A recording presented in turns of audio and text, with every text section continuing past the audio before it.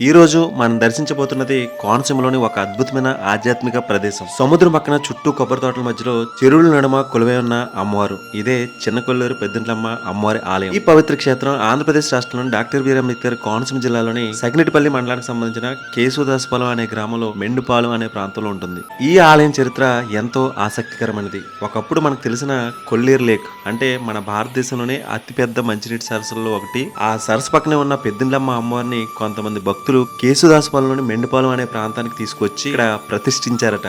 ఆ కాలంలో ఇదంతా చెరువులు, కొబ్బరి చెట్లు, తక్కువ జనాభా మాత్రమే ఉండేది. భక్తుల విశ్వాసంతో, గ్రామస్తుల కృషితో చిన్న గుడిసెగా ప్రారంభమైన అమ్మవారి ఆలయం ఇప్పుడు లక్షలాది మంది భక్తులు దర్శించే మహాక్షేత్రంగా మారిపోయింది. గ్రామస్తులే ముందుకు వచ్చి స్వచ్ఛందంగా విరాళాలు ఇచ్చి ఇక్కడ ఆలయం నిర్మించారు. ఈ సంవత్సరం ఫిబ్రవరి 18 నుండి మార్చి 18 వరకు అమ్మవారి జాతర మహోత్సవాలు ఘనంగా జరుగుతాయి. ఈ కాలంలో ప్రత్యేక పూజలు, అభిషేకాలు, అన్నదాన కార్యక్రమాలు, ఊరేగింపులు, లక్షలాది మంది భక్తులు ఇక్కడ చేరుకుంటారు. ఇక్కడ ఒక ప్రత్యేకత ఏంటంటే భక్తులు తమ కుటుంబ సభ్యులతో వచ్చి కొబ్బరి తోటల మధ్యలో వంటలు చేసుకుని సమూహంగా భోజనం చేస్తూ ఉంటారు. ఇది కేవలం జాతర కాదు, ఇది ఒక గ్రామ సంస్కృతి ఉత్సవం. ఈ కొబ్బరి చెట్ల నీళ్ళలో అందరూ ఒకే వరుస కూర్చుని భుజించే దృశ్యం చాలా హృదయంగా కూడా ఉంటుంది. అక్కడ ఎవరు ధనవంతులు, ఎవరు పేదలు అన్న తేడా లేదు. అందరూ పెద్దిండ్లమ్మ అమ్మవారు పిల్లలే.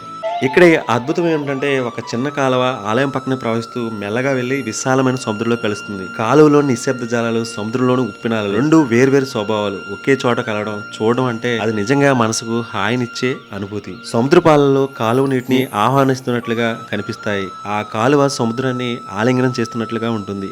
ఆ దృశ్యం చూస్తే మన జీవితంలోని అన్ని కలతలు కూడా ఈ అలలతో కలిసిపోతున్నాయేమో అనిపిస్తుంది.